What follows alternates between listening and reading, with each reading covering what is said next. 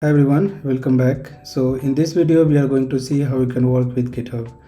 GitHub is a developer collaboration tool where companies keep their code base, and it's very easy to work with Git, and you can track your files, you can review the code, you can see the history of the changes that somebody has done before, and it's kind of useful when you'd like to debug some issue. Then you can go back to the previous version and you can see what are the changes some other people have made. This video is going to be beginners friendly, so don't worry if you never used Git before. I'm going to explain everything from scratch so you can still follow along with me this video. For simplicity, I have divided this video in 4 parts. So in create a project in GitHub, and I will show you what are the important configuration that you need to take care while creating the project. Next phase, we are going to import that project in our local system and we configure everything. I will use code editor, Visual Studio. You can use any code editor that you are familiar with. IntelliJ and other will also work. Its concept is exactly same. In third part, I'm going to show you how you can work with UI. So every code editor has a support for Git, and it's kind of very easy that you don't have to run any command. You can just, with the help of UI, you can make your changes, and you can commit as well as you can push to your remote repository, and the changes are being reflected to your GitHub. But obviously this is not the efficient way to work. And finally, in the next phase, we are going to see how you can work on terminal, and this is the most efficient way. So you should be knowing these many commands that I am showing in the screen. So I have prepared this page just for the simplicity, where in the left side you have the command, and I'm explaining what are these commands are doing exactly with some examples. You can practice with these commands and see by yourself what are the changes are being done after execution of each commands. Once we have finished our learning from the terminal, we will work. I will show you how you can work with feature branch and pull requests. So basically this is how in the actual project environment you are going to work. So you never commit to master, rather you create a feature branch and do your changes there, and once you have completed your work, you do the commit and push, and then you create the pull request, and somebody else from your team, for example your lead or maybe senior developer, they will review your work, and accordingly they will approve the pull request, and afterwards you can merge the pull request, and finally your changes will get reflected in the master branch. So this is the complete workflow.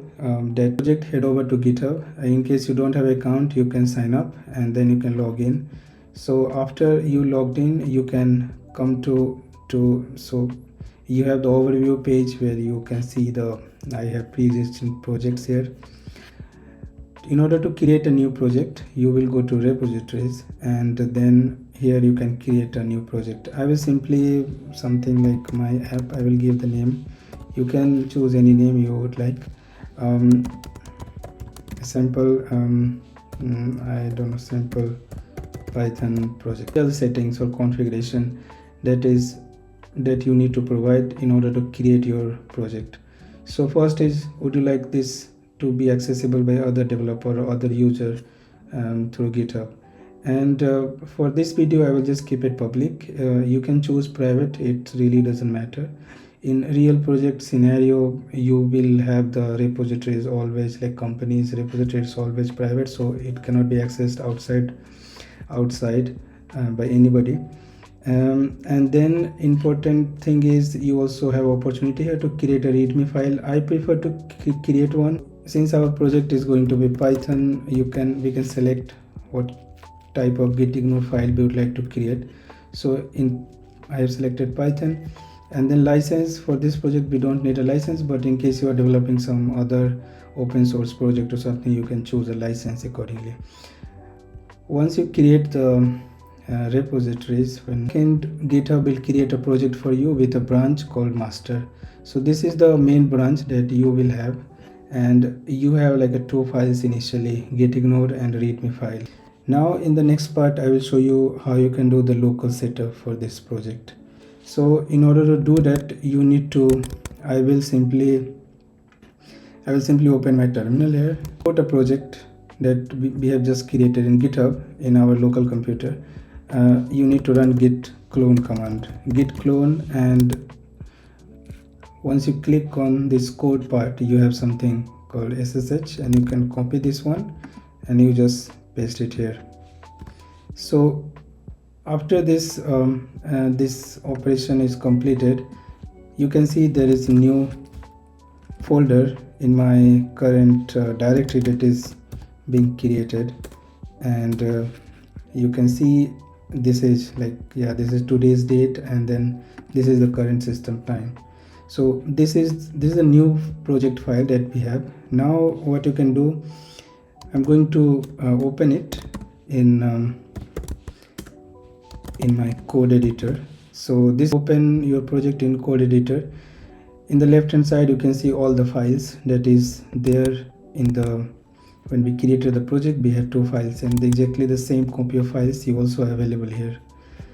Now what we can do, we can make some changes. So for example, we can create some, let's say app.py,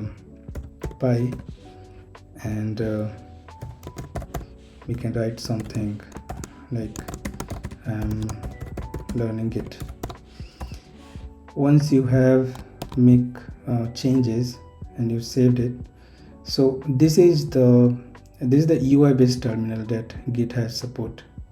So now I will show you how you can do, like how you can commit and push these changes with the help of UI. So once you click here, and you can see this file is ready to commit. It is asking for a commit message. You can put any relevant message here. For example, added a new app file, and you do the commit. It is asking whether you'd like to add, because to make a commit you need to add this to a stage as well.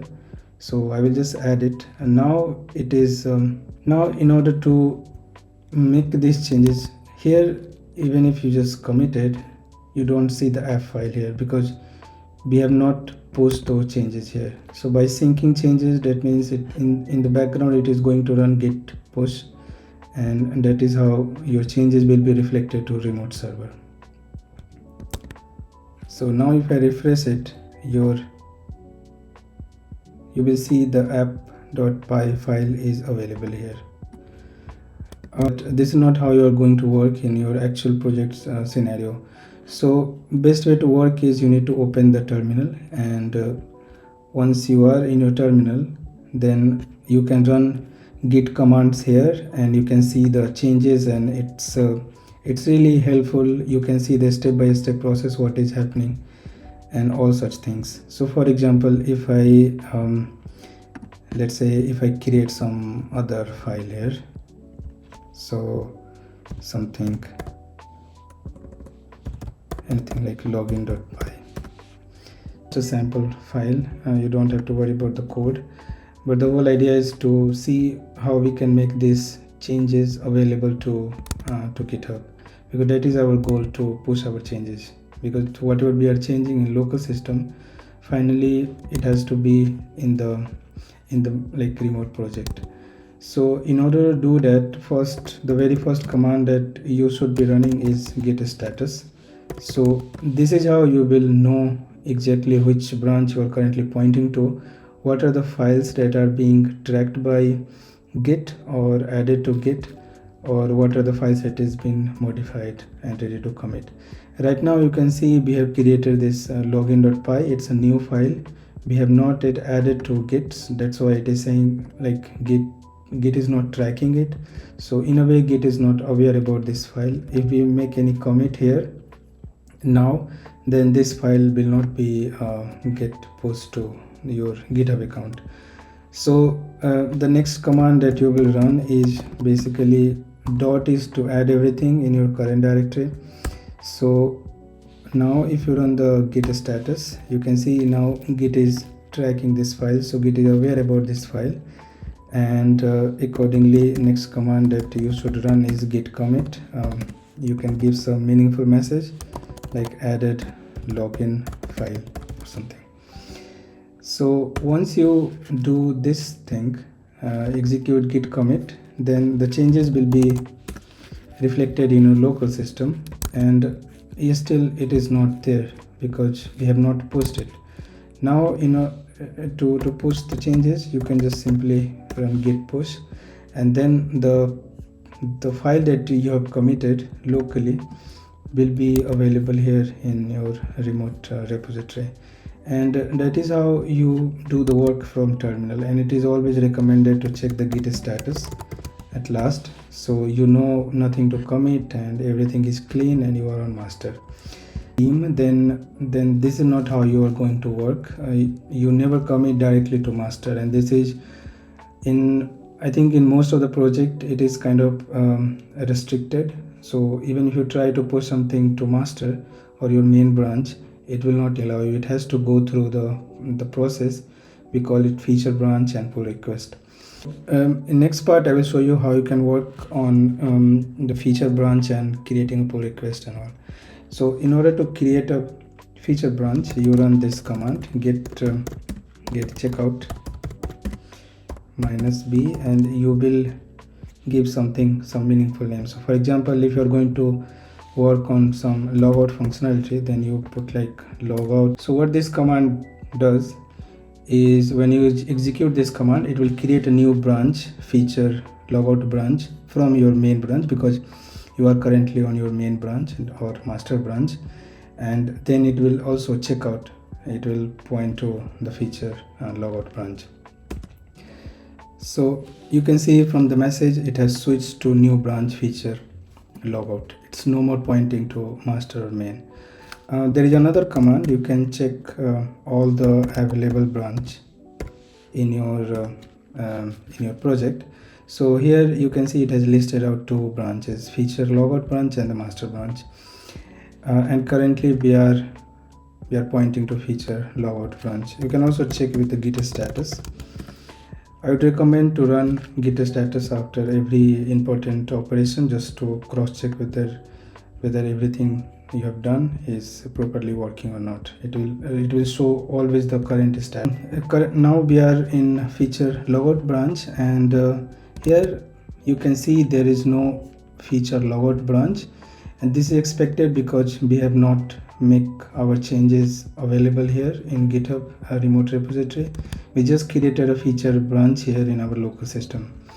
So you can do exactly the same sort of work that you would like to that we have seen before. So you can create something like a logout.py, and you write some logout functionality. This is just this is just some sample code. It's your logic goes here, and then you return. Once you have created or finish your work in your this feature logout branch, then the next step is to, like, you will add this file, and this is the command that you will. By the way, this will add all the files that you on current repository. You have added this file, you can run git commit command. -m is, you have to give some meaningful name here. So logout added logout logic. Now important thing is, this is not like just working on a normal file and you will push your changes, because you created a new branch. So you need to, before you push to your remote repository, you need to set this like something called upstream. You can also see it here, because if you try to just give git push, then it will complain. It is asking you, even it is giving you the suggestion to run this command. So in order to set the upstream of this feature branch that we have created to master, so you can just copy paste this command and you can just run it here. Changes is reflected here. You can see new feature logout branch has been created, and now if you refresh it, you can see there are two branches. To create a pull request, you can head over to this tab called pull requests, and you can create a compare You always create pull request against your master, not any other branches. Maybe in some special scenario where you need to work something. Here you will write like added new logout logic. Okay, so a ticket, then you can give the reference number here, and it is how people can take a look in your Jira ticket and see, okay, these are the expected changes and whether you have implemented all the expected changes or not, and accordingly they can provide you the feedback. Once you click on the create pull request, so you can see a new pull request has been created. Confirm the merge, your changes will be reflected to master branch. Here you can see now the new logout functionality has been implemented here. The important concept is you never create your feature branch from your another feature branch. So what I mean by that is, right now we are in feature branch, and if you start working for, let's say, another feature, first you need to check out the master. So you do like git checkout master system. You will run another command called git pull, and git pull is nothing but it will pull out all the changes that has been updated to master in your local. But if you would like to work on some other functionality now, then you can simply do git checkout. Again, it's the same process, git checkout minus b, and let's say you do like to something like add customer functionality or something. Then you exactly follow the same process that we have seen before. You go here, now you can see you are pointing to new branch. Again, to cross check, you will run this command git status. This is very important just in case. So you are pointing to your like this new branch, add customer, and simply you add customer. Yeah, you do your changes here, like your logic you will implement here, and then you again follow the same process. You do the git add and then git push minus set. You do the git commit first, -m, added new file, new add customer file, and then you run this git push, and it will again show you that now your changes are being pushed to the remote repository. And again you create the pull request, and you approve it, and then you merge into master.